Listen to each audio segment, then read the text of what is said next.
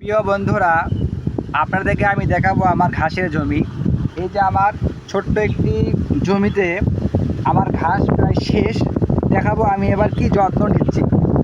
এটাকে এই যে ঘাসটাকে আমি কাটিয়ে নিচ্ছি।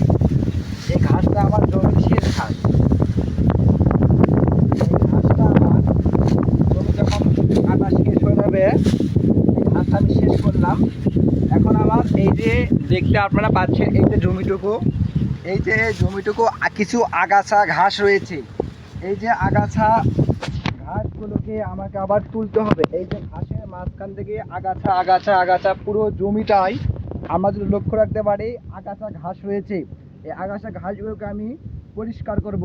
পরিষ্কার করার পরে হালকা করে একটু মাটিগুলোকে চুটিয়ে দেব।